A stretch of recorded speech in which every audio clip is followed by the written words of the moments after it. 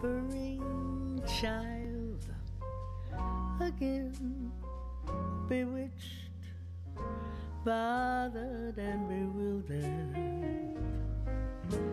am I.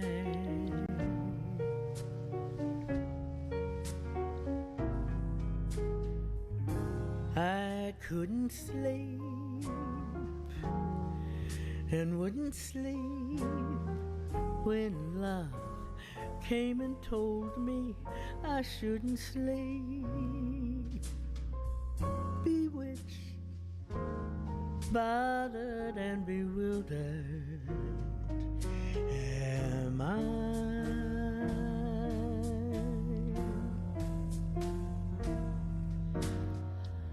I lost my heart, but what of it?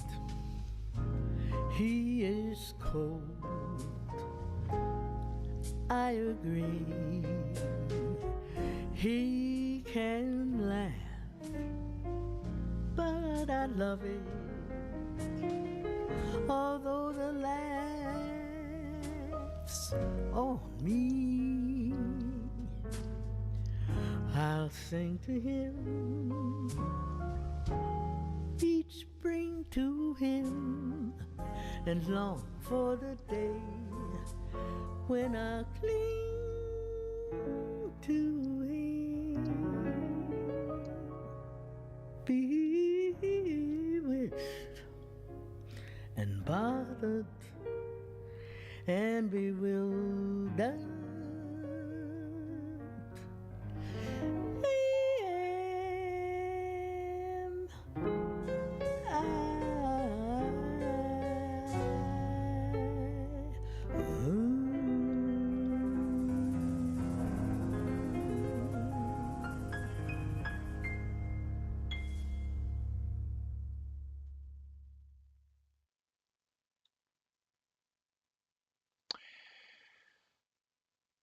Hello, everybody. This is the Second Life Book Club. My name is Draxtor Dupre. This is one of our free for all sessions, and I would like to start with talking a little bit about Tony Harper. The song that we just heard is her singing Bewitched, Bothered, and Bewildered by Rodgers and Hammerstein. Tony passed away past Saturday, and that recording was her singing to a playback, and I recorded it with her in 2019. Who was Tony Harper? Tony Harper was known in Second Life under her avatar name Aziza Wolf, and she was very active here. She had an island, Aziza's Islands of Love. They're still around. I'm currently talking to the family to make sure that they persist. Wonderful islands with lots of activities, art, dragon rides, salsa, dancing, a volcano, unbelievable performers. That was Aziza Wolf's Second Life. In real life, Tony Harper was a jazz singer, an unbelievable jazz musician. And a dancer. She got her start in Hollywood in 1948. Let me find an image here that I put up here. This was actually her first single, Dolly's Lullaby. That came out in 48. That was her first recording. And you can find the stuff on YouTube. It's an amazing voice that she had at the age of 11, I think, when she made that recording, 11 or 12. So this is a little bit stretched, this image here. This is her first movie she was in. Manhattan Angel came out in 1949, and a bunch of songs from that movie are also on YouTube. And again, the voice is just absolutely amazing. So, yeah, Tony didn't was not an author. She didn't write any books, but she sang. I think she recorded "I Could Write a Book." Um, And the amazing thing about her is she started very young, and then she quit show business at the height of her career after a tour of Japan with the Oscar Peterson Trio in 1963 at the age of 28. Absolutely unbelievable. I met Tony here in Second Life, and I visited her in real life. Um, and I told her, I make these little videos. Are you okay with being in one of these videos? And she said, yeah, I'm fine, but I don't want to be on camera. And I said, that's fine. I like to mix like real life and Second Life in my videos, but that's fine. And then she said, I don't want to be on camera. And then 2 days later, um, she sent me basically a real life a selfie. Said, okay, fine, I'll be on camera. And this is her in real life when I visited her in 2019, and it was just absolutely amazing. I stayed with her for 4 days, 5 days, maybe in Palm Springs, and in a hotel across the street. We ate sushi. We logged into Second Life. We recorded songs. We did a bunch of interviews about her life um, that I wanted to put into a feature-length documentary. And then COVID hit, and I couldn't get back out there. And then the project was realized in a very short 5-minute video that also came out really nice. But I have not given up this larger project of documenting her life. She was an unbelievable, inspiring person, a person of incredible energy and will. She, she was 85 years old when she passed away, um, and an absolute inspiration for everybody. Her mobility was a little bit impaired. She had a spinal issue, but she was just so completely um, engaged in her physical environment where she lived, and also, of course, in Second Life where she had a lot of um, children. So there was like a lot of you know how popular it is in Second Life to have these families, and a lot of people called her mother or grandmother, and it actually became for quite confusing to me when she was talking about, oh, this is my daughter calling me on the cell phone, and go like, oh, cool, I thought your daughter lives in San Jose. And she said, no, no, no, that's my daughter from Second Life. She lives in Texas. And so that was quite hilarious because, uh, obviously we are all quite familiar with juggling those different sort of, worlds. Yeah, exactly, Penny. And this was actually the first time that I encountered it to this extent, and it was just absolutely amazing. And she kind of mentored a lot of amazing, also other musicians in Second Life. There is a full production of The Wiz, by the way, um, the African American version of The Wizard of Oz. I recorded everything. I want to put that in a story as well. That she kind of mentored these singers, and the quality of these musicians is just absolutely incredible. So here, actually, this image you can see, I brought her this little mixing board there, the microphone, and set it up so she could actually sing because this was another thing when she quit show business. And there's a little a dark side to this story that is no secret. Um, she had one of those stage moms who was very controlling. Obviously she had amazing talent, but the mother pushed very hard, dance lessons and vocal lessons and all this kind of stuff. And so it's not, in hindsight, the reason why she quit show business despite all the success is like, I've had it. I want to be in control. Um, and she didn't want to sing ever. And her husband that she met right after she quit show business and she started working at the post office, eventually became chief financial officer of the post office in all of LA County, very high position. She met her husband, had many kids, many grandkids. The husband always wanted to sneak in like, CDs in the car, like, oh, look, this is what oh, look what I found. You're recording here with the Marty Page orchestra. And she said, no, I don't want to listen to it. I don't want to listen to it. So for her to listen to her own stuff was really torture, but also singing. And, I don't take credit for it. I think it was just the right time. It was the right time when I came along or when we met. when I suggested, hey, why don't you sing a little bit? And we recorded, and I prepared Alfie, Burt Bacharach tune, very famous tune, and I sent her songbooks with playback CDs, and he kind of like sort of bribed her into it, and then she started actually doing that and enjoying it, and even did some shows in Second Life.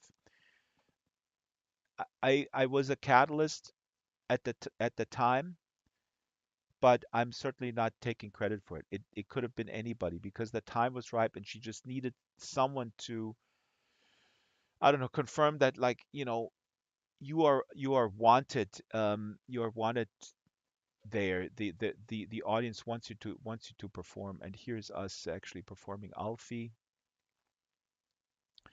Just absolutely amazing. Um, what is really weird, also Tony was a Buddhist. Buddhists believe in reincarnation. They are in the bardo after they pass, up to 49 days, and then they come back. So Burt Bacharach passed away 3 days before her on the 8th of this year. I didn't even know that. Um, Somebody told me, oh, when a friend of Tony's from Second Life called me and we talked about it. And said, "Oh my God!" And Burt Bacharach passed away. She knew all these people. These people arranged stuff for her. She knew Henry Mancini. I mentioned Henry Mancini. I forgot in what context that I played a Henry Mancini tune live or something, and I messed up or whatever. And then she said, "Oh yeah, Henry Mancini. I remember. What a nice young little man." And I was like, wait a minute, Henry Mancini is actually older than you, but the reason why she remembers it that way, the young man, not from like she that she was his elder. No, she was a child when Henry Mancini crossed paths with her in the studio and recorded stuff. So yeah, my in memoriam video is out there on my channel. It was really hard to edit that. I didn't cry the whole time, but certainly intermittently. Here's her dog Geo. Geo is with the granddaughter now in San Jose, and yeah, just a couple more pictures here. This is a gallery she had on the mainland with some of her images from Life magazine. I think this is. Yeah, that's how life goes. Life goes on and then it's over. That's actually a title of my of one of my solo records. But anyway, um, Tony enriched our lives, and I I'm pledging to really get back into piano. Piano was not my main subject in the conservatory, but was my side subject, and I was pretty good. And I really let it slide, and I'm getting back there, and I pledge to play piano every day and just get a jazz standard repertoire. The repertoire that she performed. So that's it. Tony, we miss you. Now, um, moving on, it's Black History Month. Black History Month is also sometimes called the African American History Month. It originated, I actually don't know where it's originated. It might have, yeah, it originated in the U.S., I think, or in Canada, but it's observed in Canada and in the U.S. and also in Ireland and the United Kingdom. And this is where we should, I think, celebrate the achievement of African Americans in arts, history, culture, and so on and so forth. And we here at the book club are celebrating books. So I'm going to recommend a book, but I'm going to recommend a classic. If you have anything that you want to recommend, African American writers, please do put it in the chat. I'll read it. But I'll recommend a classic, and then I'm going to read something contemporary, actually. The one little thing, the origin of Black History Month was Negro History Week, and it started in 1926. And the reason why they chose February was because it coincided with the birthday of Abraham Lincoln and Frederick Douglass, the famous former slave who wrote amazing books that you can get out there copyright free, and you should get. I don't know why. I know Abraham Lincoln freed the slaves after he had them, but I'll get to I'll get to something a little controversial a little bit later on, because one of the greatest, in my mind, greatest historians, Gerald Horne, African American historian from the University of Houston, Texas, is was criticized, but I completely agree with him. He was talking about the real sort of impetus for the 1776 revolution. He calls it a counter-revolution because his thesis is that um, America wanted to emancipate from the colonies wanted to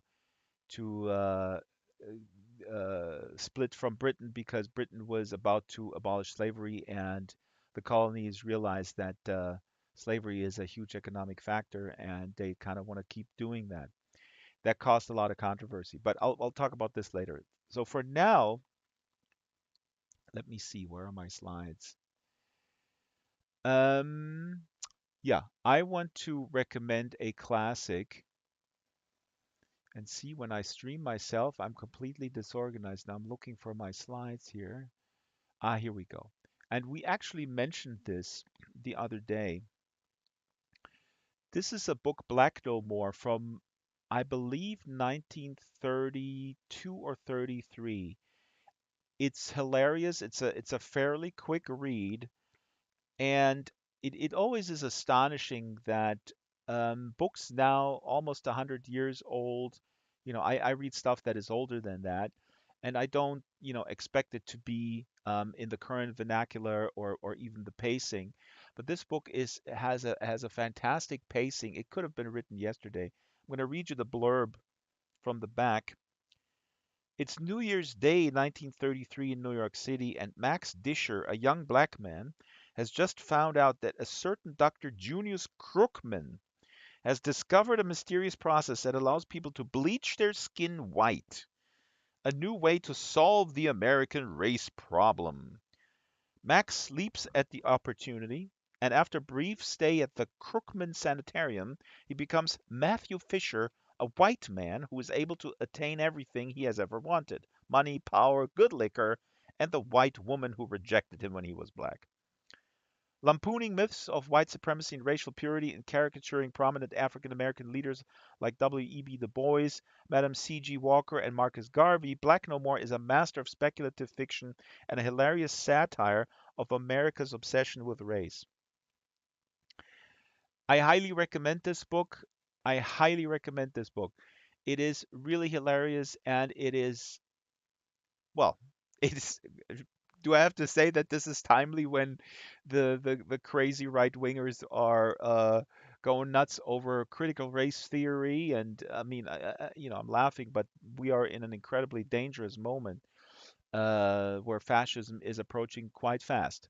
So don't want to make light of it, but sometimes laughing is a good medicine. So this book is a classic.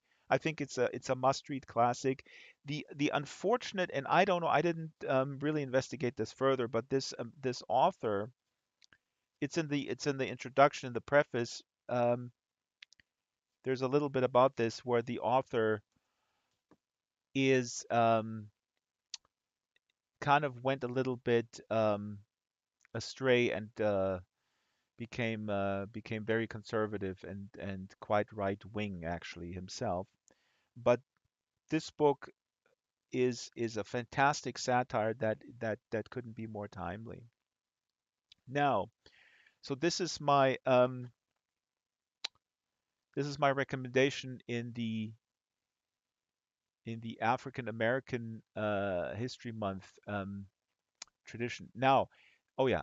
So this is not. Let's see here. Panny says my face goes white every time I turn on the news.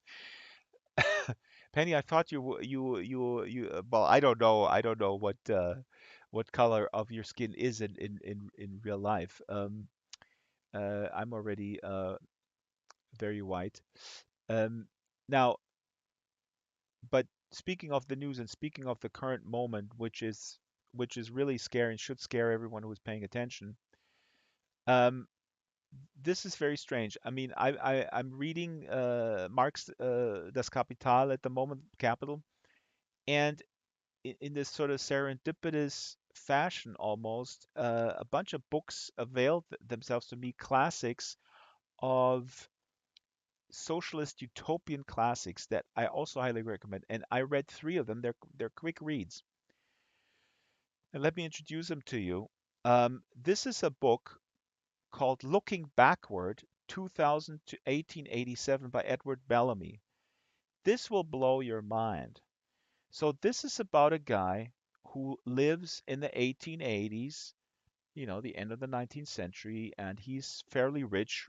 All that is known about him that he some has some passive income. He's building a house, he's getting married, and there's labor troubles, always strikes and stuff like that, and all this conflict and blah blah blah. And he's kind of like, yeah, I'm kind of tired of this conflict. Just want to build my house and get married. And then he has sleeping problems. He takes drugs, and he has like this hypnotist who puts him to sleep. So he puts him to sleep, and then he wakes up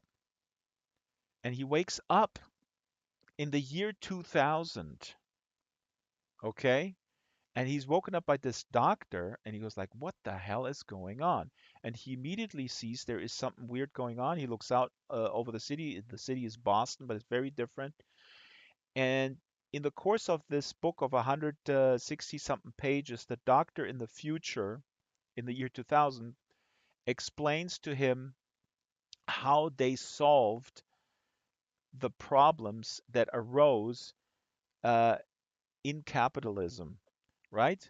The exploitation of labor, um, the destruction of the environment, the suppression of minorities, they solved every problem. They gave uh, women equal rights. Again, this book was in fact written in 1887. So it is a manifesto of a new of a utopian vision, but it's wrapped in this sci-fi novel, novella, and it's absolutely astonishing, right? Because it really, you read this and you go like, what the hell? We had this opportunity. So for this protagonist who is time traveling to the year 2000, um, you read this now in the year 2023, and you go like, oh my God, we could have, like, from his perspective, where where where he realized there's something wrong with industrialization, all this pollution, all this exploitation, child labor, people dying at the machines and the mines, etc., just to make people, a small elite, richer.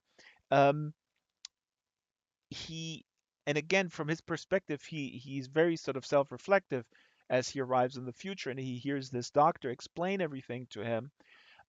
He realizes, oh my God, I was kind of an asshole. I was kind of like, not a real asshole. I mean, he was not. This is actually quite brilliant, in terms of writing this. I think is that the protagonist is not an exploiter himself. It is somewhat vague. So he might have had an inheritance of some sort. So he's well off. But it's much more effective. I think this book is that the protagonist is somewhat of a centrist, right? So he realizes there's something wrong in his periphery. It doesn't affect him. The kind of social the inequalities don't affect him. Um, and that's probably why he's not really active. He's not without empathy. Um, and that's precisely the reason why in the future, when he is given all the this information, how this actually came to pass, this utopia where everybody is, has equal opportunity, and there is equality in terms of access to services and everything. There's an amazing there's an amazing uh,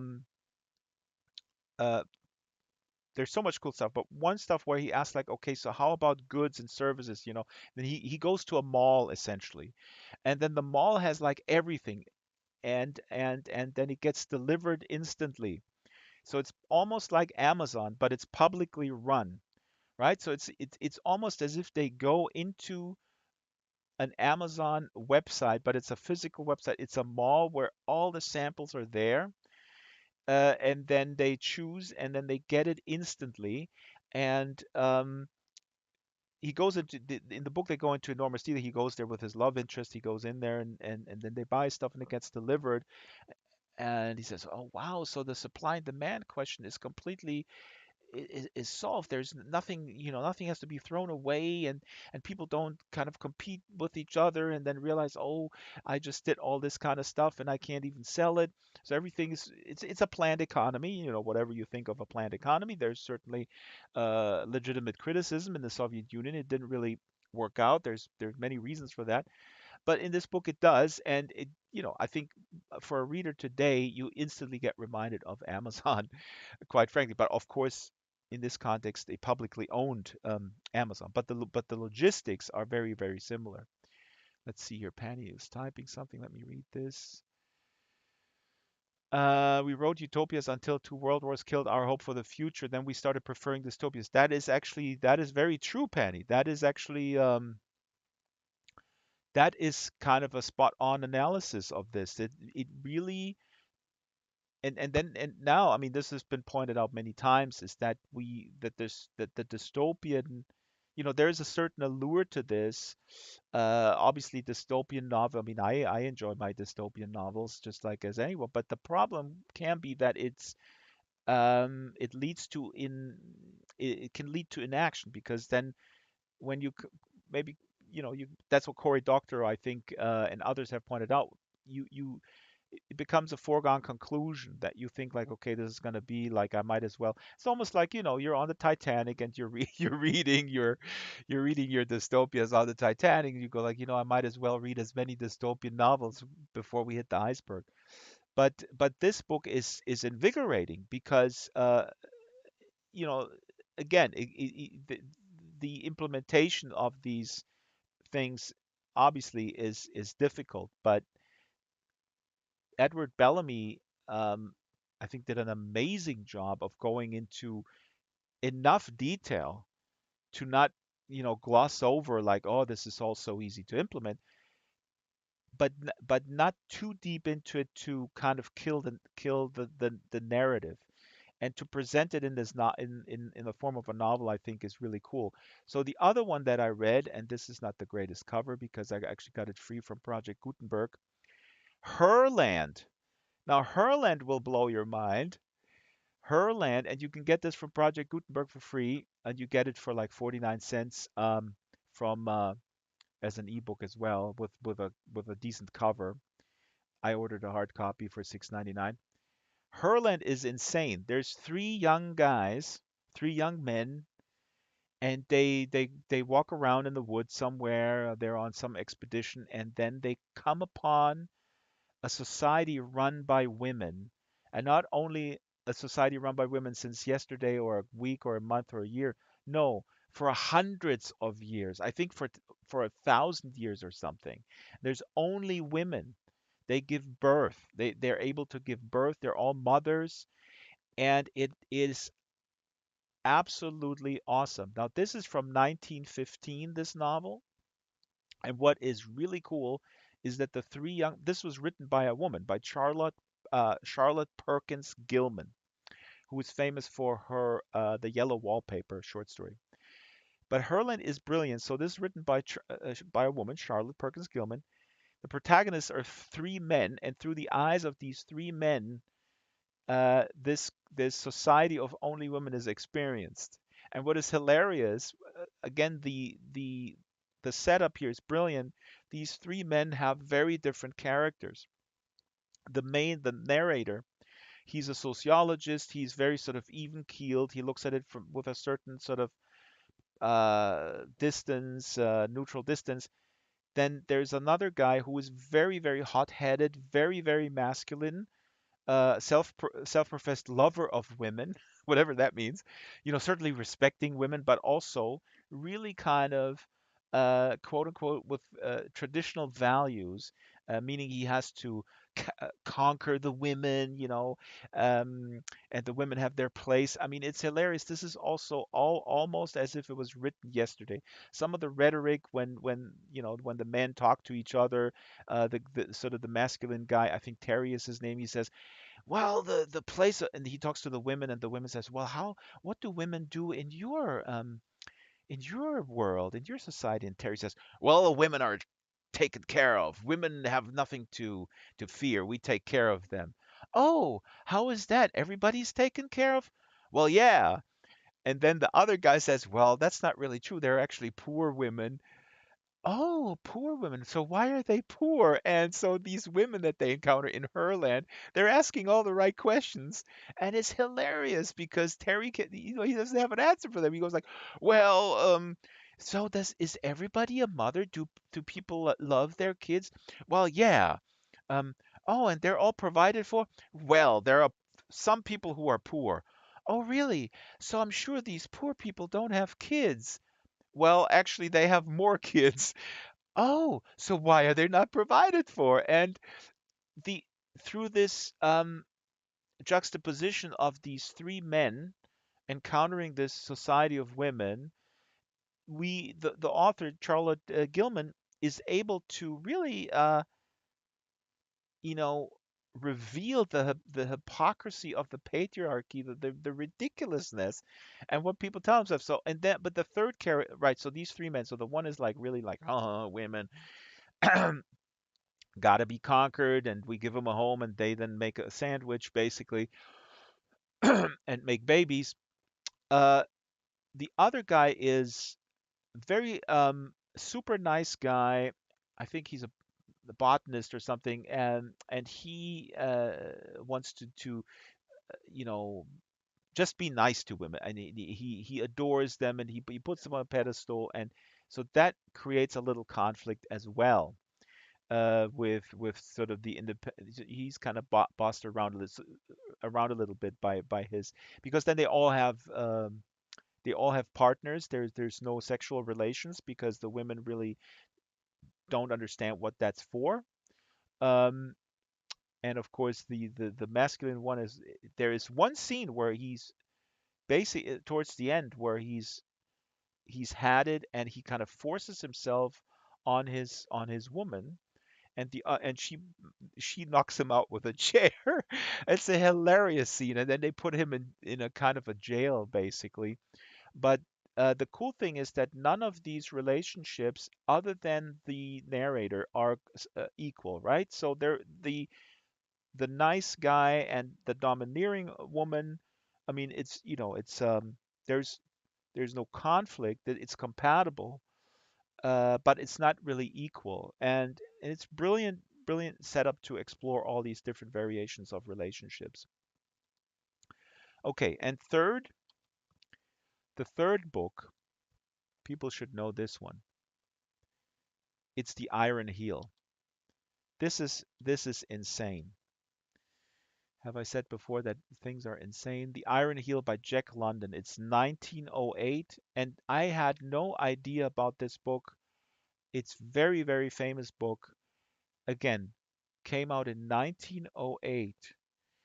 And what is important to know about this book is that um, Jack London basically predicts fascism, predicts World War I, World War II.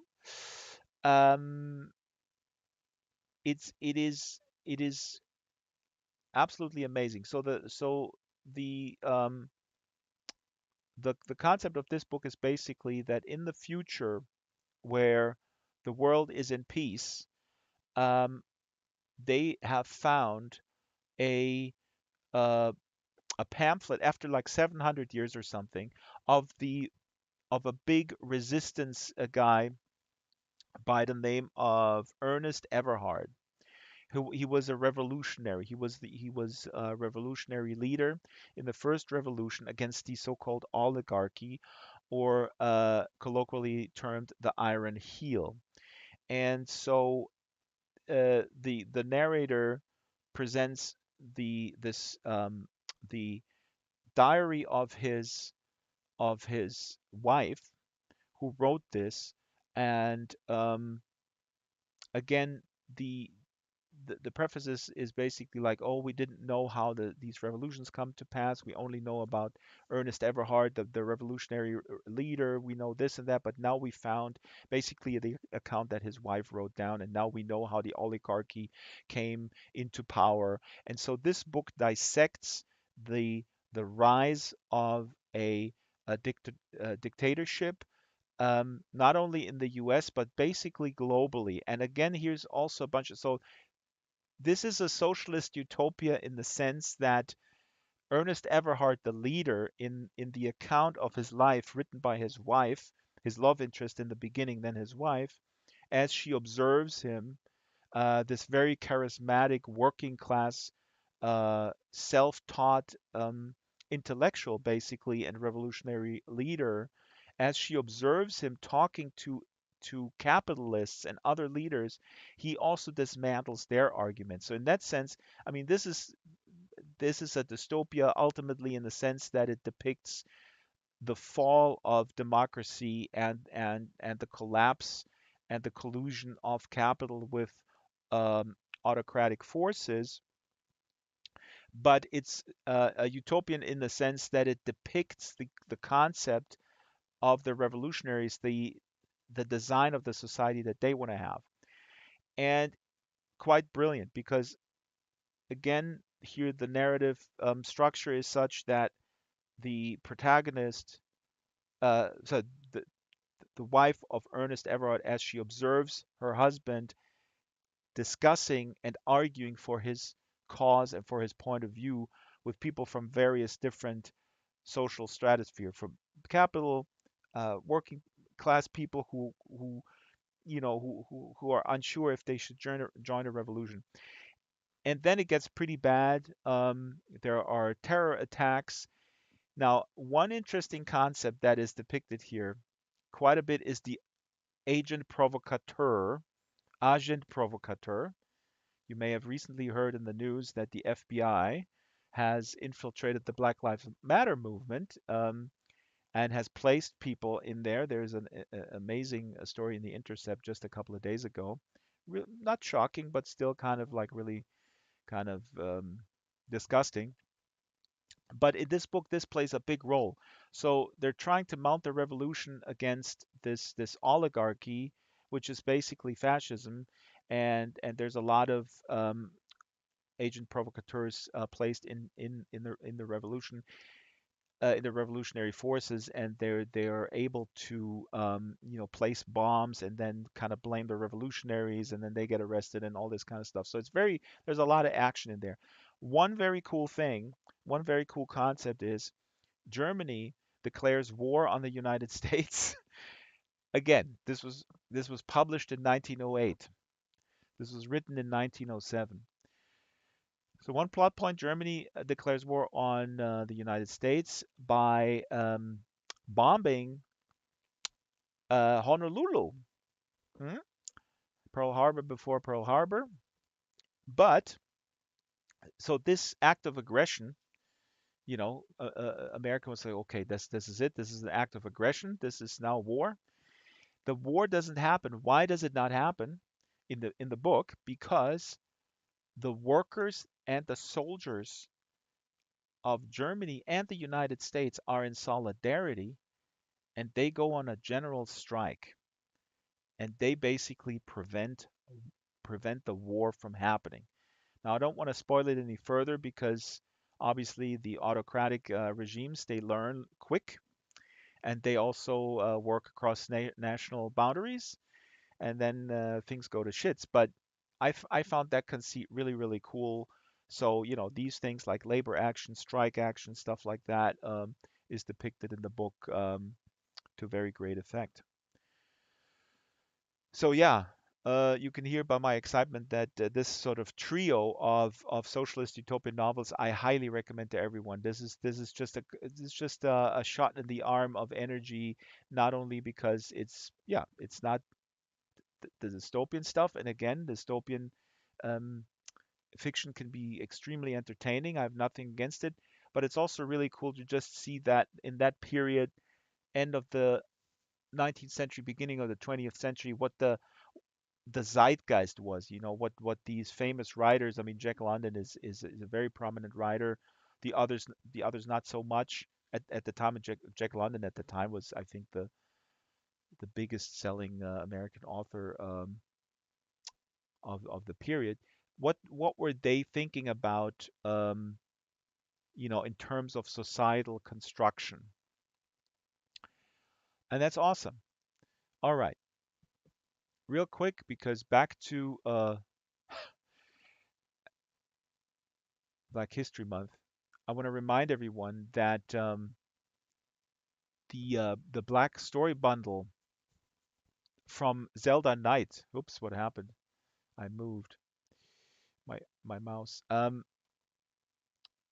story bundle from Zelda Knight, our guest last week, is out, and you should get it. Um, I don't know, Shyla maybe has the link in there. I have it over here. I think it's storybundle.com/black fantastic. There we go. So you can get that. Also highly recommended. I have to look at my cash flow, and then I'm gonna get it. Here's all these different books. These are bonus books for 25 bucks. Rogue Treasure, an unconquered stars novella. I just love how Zelda covered her covered that niche on romance. Here we go. This is a little teaser of Rogue Treasure that she read a little bit from last night. Treasure, an orphan enslaved on a prison moon, longs for freedom. She seizes her chance during the Eurasian Civil War. Unbeknownst to her, her former fiance's spacecraft draws near. Treasure finds herself under the command of Pirate King Scorpio Darkstar after a decade spent apart due to betrayal. Will love, lust, or revenge rule the day as two long lost sweethearts collide in the darkness of deep space? If you love sci fi, adventure, found family, and a second chance romance with an alien spin, Zelda is brilliant at marketing. I'll have to hire her as well. But yeah, so that's just the story bundle. Storybundle.com/black fantastic. Just check it out. There's also some other well-known authors like Ebony Dunbar here, Stone and Steel. Now I want to go for I want to also read as well, but let's go to Gerald Horn, because for people who love nonfiction. So Gerald Horn I'm a big fan of Gerald Horn. He wrote 40 books or something, absolutely insane. He's at the University of Texas at Houston, and I don't know. He wrote so many books. His book on Haiti is very important. The Haitian Revolution was inspired by the American Revolution. I'm going to put this on here. This book is called Confronting Black Jacobins. This is just so fascinating. Living history. I don't know if you're familiar with the Haitian Revolution, 1804, where basically an entire this is the first time an enslaved population. Haiti was a French colony, rebelled against their masters, uh, and that it was crushed in 1815 when Napoleon came in. But that's a fascinating history, how sort of this revolutionary um, fire can sort of can spread. Yeah, Gerald Horn is amazing. I could listen to Gerald Horn all day. I mean, he's just a living encyclopedia. Now, speaking of revolutions, now the 1804 revolution, like I just said, in Haiti, was inspired by 1776, right? America becoming independent from Britain. But here's the thing, and this is the little controversy that's happening now, and I don't want to make it about the controversy, but Gerald Horne also wrote a book called The Counter Revolution of 1776: Slave Resistance and the Origins of the United States of America. So I haven't read this, but this is on top of my list for nonfiction. And basically, the thesis, as I understand it in this book, is that 1776 was not a revolution. It was a counter revolution in the sense that America wanted to be independent from Britain because the the colonies in America realized that a lot of cash could be made by exploiting slaves, right? Duh. The entire economy was based on exploitation of black people, the uh, global slave trade, the industrialized exploitation of slave labor was able to yield incredible returns on investment, if you will. And Gerald Horne's thesis here is that the the impetus to emancipate oneself from the king was not so much about independence for independence sake, but independence from the king because in Britain at the time, uh, the British were talking about abolishing slavery. And if that would have come to pass, the wealthy landowners, the wealthy slaveholders, the people in charge in America would have to rethink their business plan. And so I think this is an absolutely fascinating thesis. Now, and I didn't even know about this. This was on my reading list for a long time, and I'm accelerating this now. But what I recently learned is that a lot of people from the left progressive field and a lot of prominent black people are pissed off at Gerald Horne that he suggests that black people that the reason for this revolution had nothing to do um, with the cradle of democracy and just that democratic spirit. They're basically saying that he's also discounting African Americans as poor pure pawns in the in that scheme. Again, I haven't read the book, so I can't really tell you exactly, and I haven't read these accusations as well. I just glanced over them, but I find it fascinating, and it's completely understandable that this is a controversial thesis. My understanding, Gerald Horne responding to these accusations, that he is basically um, making stuff up or besmirching the glorious history of the revolution is that he's uh, he's not claiming that this was the only reason. He's just putting another factor, a strong factor on the table that should be considered. And I tend to agree with him just on the basis of knowing that a lot of the early colonists and a lot of people in charge were wealthy landowners. They came from a certain class, right? I mean, this there's no two ways about it. And so class interests are at play. And Gerald Horne is first and foremost um, a historian with a bent on actually class analysis, which makes it ironic that people accusing him of putting sort of racist the racist impetus above class, which I think is baloney because this is essentially a class analysis, right? I mean, if you think like, oh my God, the king is going to not let me use my slaves anymore to plow my cotton fields, I'm gonna be screwed. I have to actually pay my workers. No, no, no, no. I don't want that.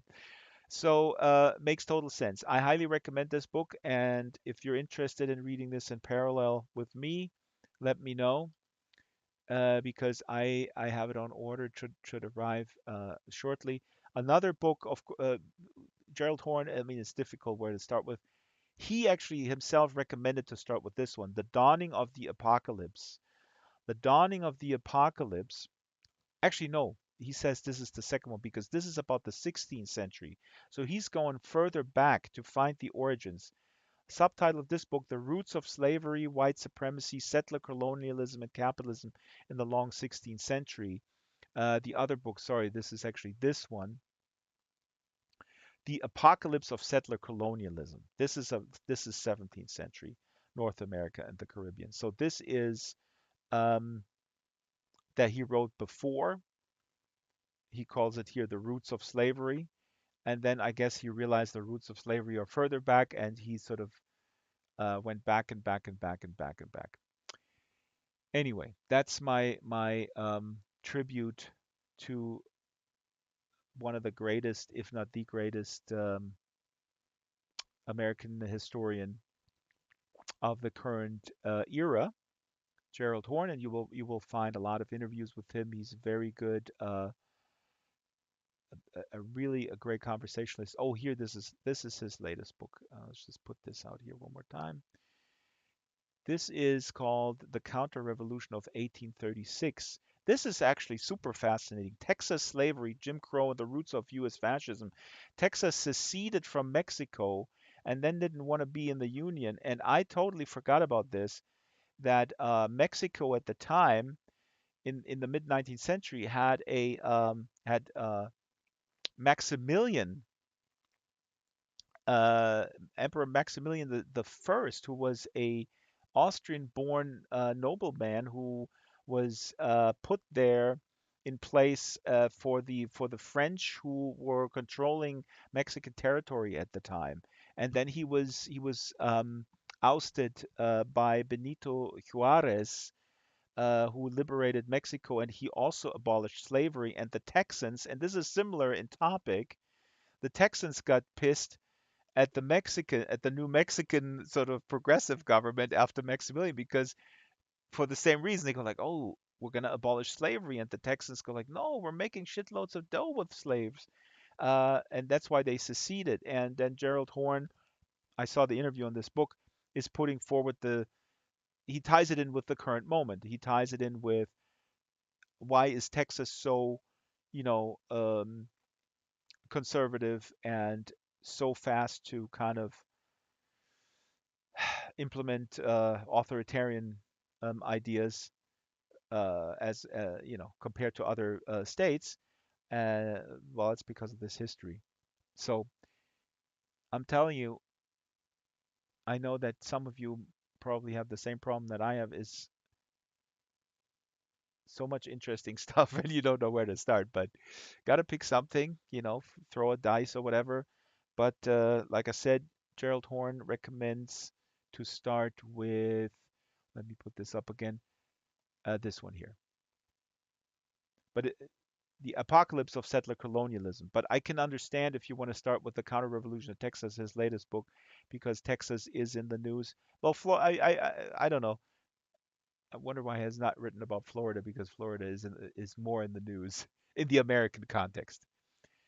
I know, not the entire world evolves around America. The planet actually revolves around the sun. Last time I checked,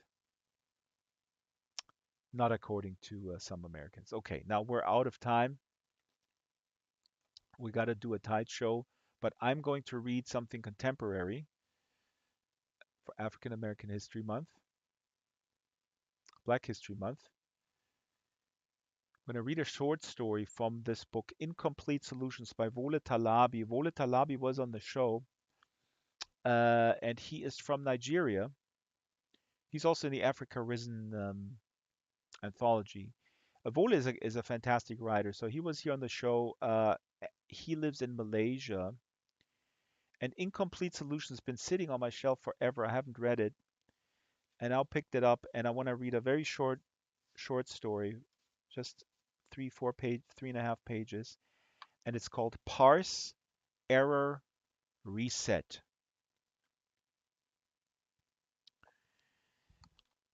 I arrived late to the cocktail party wearing a plain black shirt, pressed gray trousers, and buffed black shoes.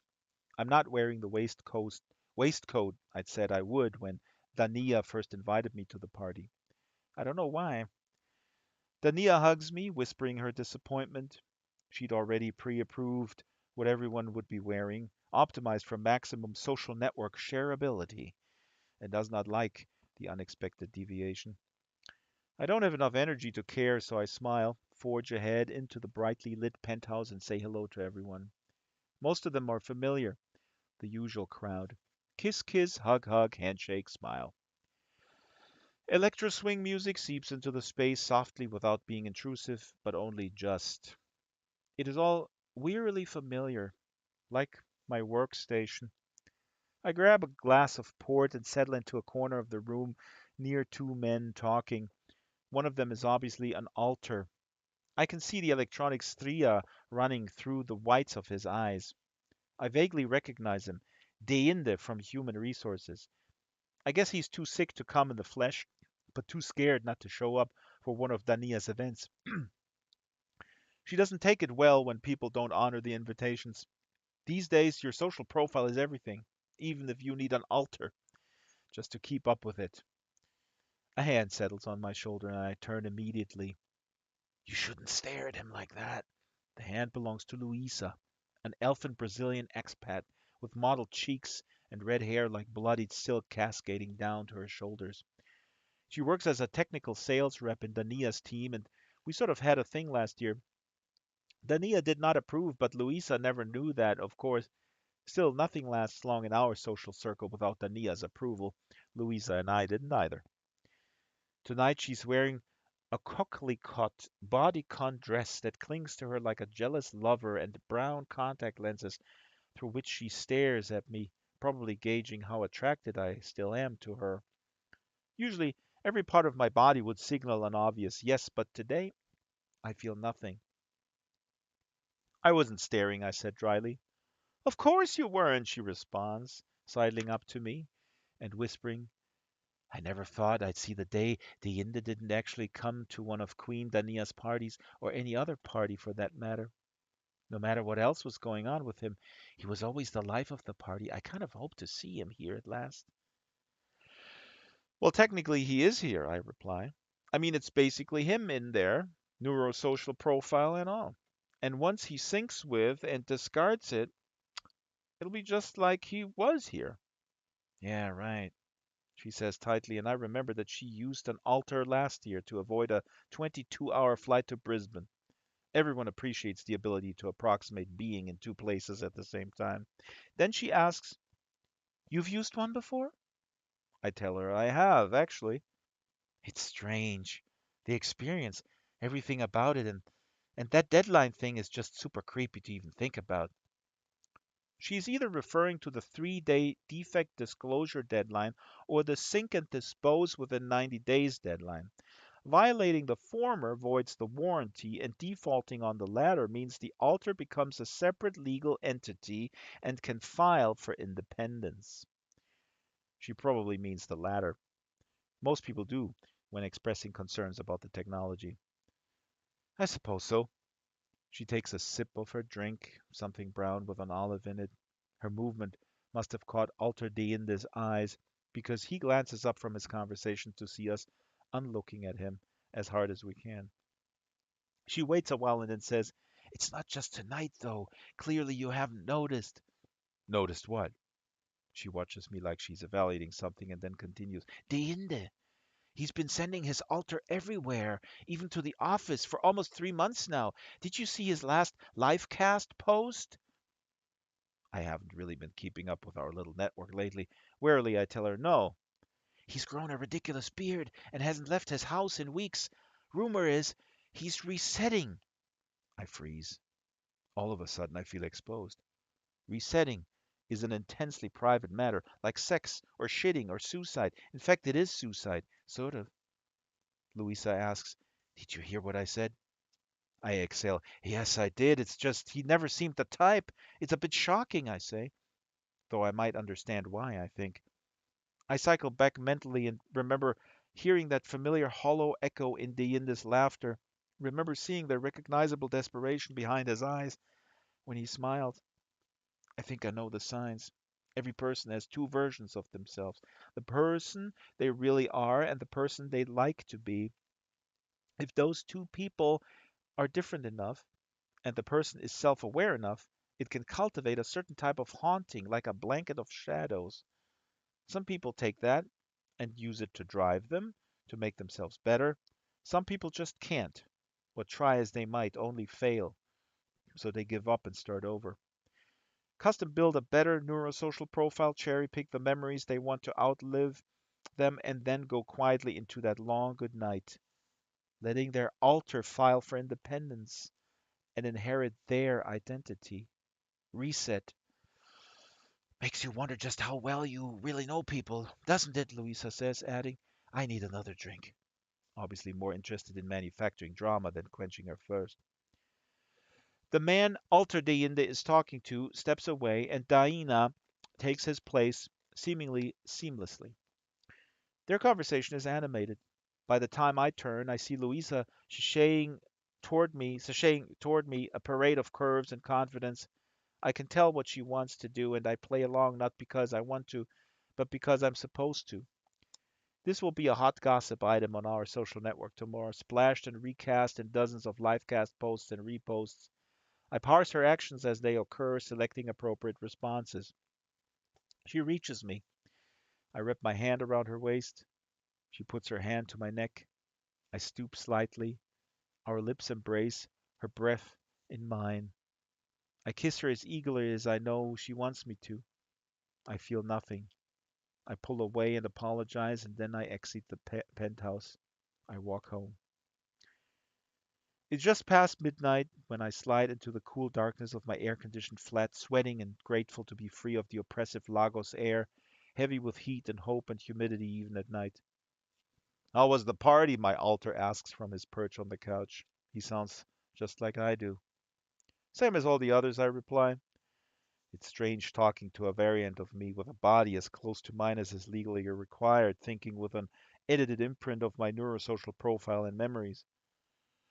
But you keep going to them, why? Ah, habit. You said the same thing about work 2 weeks ago, Alter Me says, his voice a little confused, a little curious. Well, honestly, I really don't know why I do anything anymore. I pause to shut the door before continuing. When I was younger, I wanted to be important. I wanted my life to mean something, but life is just a pantomime now. Nothing about it feels like it actually matters or ever will. My alter grunts and shifts on the couch as I remove my shirt and throw it on the floor without looking where it lands. I think he wants to say something, but isn't sure if he should or if it is his place to. I know because I would be thinking the same thing if I were in his place. We are similar enough for that emotional approximation to be especially true. He's mostly me, isn't he? I don't turn on the lights. It's been 89 days, Alter Me reminds me carefully as I sink into the couch beside him in the darkness. There's uncertainty and restlessness and not a little yearning in the tone of those few words. I recognize these things from my past, and in that moment, I'm finally and absolutely sure. So I say to myself, closing my eyes, I know. I'm done here. You can be me tomorrow. And that's it. Vole Talabi from Incomplete Solutions. Story with the title Press, Parse, Error, Reset. Amazing. And and really kind of topical, talking about alters. We know all about alts, not so much about alters. And that concludes the show. Well, Jamonkey with brought a friend. Got a friend in me, Jamonkey. Thank you for bringing your cow friend. Thanks for coming, Flenser, Water, the Resistor, Moon, Shyla, Jessica, Stranger, Jack, and Drax, Fanny. Yeah, Drax, can I mention the board? yes, please. Yeah. Yeah, so Fly Coogan, if you know her at all, is hosting a fundraiser. She's from Turkey, and the fundraiser is to provide all the things that the homeless now need due to the earthquake that happened on February 6th. So if you'd like to donate, it goes directly to the Turkish Red Crescent is the name of the organization, and they're providing bathrooms, they're providing showers, they're providing shelters, blankets, food, and so anything you could spare. And here's the on the side of the wall here you have the donation. And also Fly Coogan, who is an amazing musician in real life, she's doing a concert as well. Has that been rescheduled? The concert was this fly was up at 10 a.m. this morning, but Oh, it's ongoing, and I can distribute a note card. It will be tomorrow as well, and I have a note card on it, so I can share that with folks. yeah, please do. Um, Oh my God, yes. I completely missed that. The concert was today, huh? Well, there's two of them. Let me see if she plays again. Hmm. Oops, that's the song list. No, uh, but let me share this with everybody nearby. I messed up, so if I appreciate you parents' I thought patience. she hadn't announced when she changed that. But the fundraiser is happening, and Shyla is distributing the the note cards. So the 15th is today. She was up at 10. That's correct. And there's a bunch of others playing at the Groves Greenhouse Pavilion in Second Life. Is there a slur here? Let's see here. Ah, yeah, here's the slur. La Tarazza at the There's Grove. This is yes, going and on it's until 1. just beautiful. It's really beautiful there. I was there this morning. Give everybody here in the room a no card, Chyla. Thank you, and I'll leave up the donation button. You can also put it on ground level. After the show, I'll put our main landing on the ground level again. Uh, I want to say one more thing that I forgot because next week we have Alex Humphreys. So that is next week. Absolutely amazing. Alex Humphreys is a BBC journalist in Wales, and she wrote a book, and the book is fantastic for one reason only. No, there's a few reasons actually. Um, but the main reason, let me get you the book here. I have it here. Where is it? Ah, here it is. The book is called Playing with Reality. Okay? Now, who is featured in this book? Why do I say it's so great? Shyla has her own chapter in this book. Okay? So this book is about the pandemic. It's about virtual worlds and games bringing us together, something that we know works. Excuse me. And the really cool thing is that Shyla made it into this book, as did Gentle Heron, and I'm in this book as well a little bit. But that's not important. What is important is that Shyla has her own chapter in this book, and we're going to talk about gaming and virtual worlding next week, right here in the Second Life Book Club with Alex Humphreys. I'm going to challenge her a little bit because I'm critical of games. No, the book is amazing, and she talked to a guy from Blizzard Entertainment, a guy from Epic Games, so it's really kind of comprehensive, very different perspectives what games and worlds um, could do and what they did, in fact, during the pandemic. Okay, so thank you everyone for coming. I'm gonna cut it short. I have a sore throat. I hope you guys had a good time. A lot of information packed to the hilt today, right? Nobody can blame us for not engaging with a multitude of stuff, right? Panny, got your dose of classic uh, classic black literature, contemporary black literature, uh, and Gerald Horne, and of course we miss Tony Harper. Second Life is not a game, Moon. I'm not gonna start this discussion. This has been researched ad nauseum by one guy by the name of what's his name, Shyla? Um, Tom Bostoff or something like that. Tom Bukowski. Tom Yeah, Bukowski. Tom Oh, Bukowski. Bukowski. Yeah, right. From the Bukowski family. I'm gonna go out with a song also recorded by Tony when we were together, 2019. Song is called "Gone Too Soon." Michael Jackson. It's gonna bring a tear to my eyes, so I'm gonna mute myself, and this is for the folks watching on YouTube, and it's gonna be recorded. "Gone Too Soon," sang by Tony Harper, Michael Jackson. Here we go.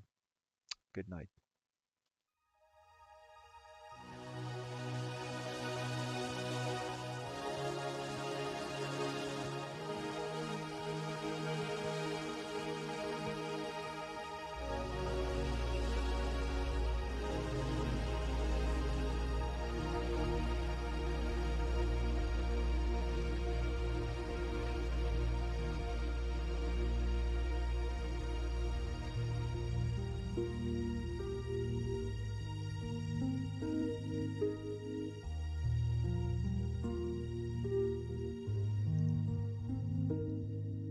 Like a comet blazing across the evening sky,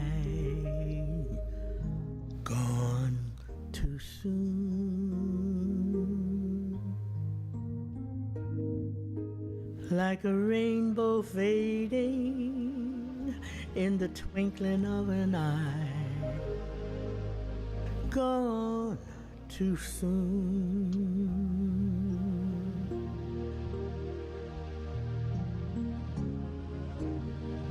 Shining sparkly and splendidly bright, here one day, gone one night. Like the loss of sunlight on a cloudy afternoon, gone too soon. Like a castle built upon a sandy beach, gone too soon.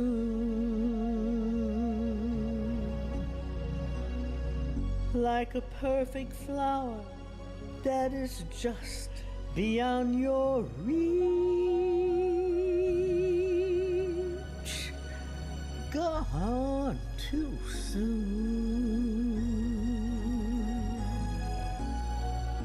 Born to amuse, to inspire, to delight, here one day, gone one night. Like the sunset dying with the rising of the moon,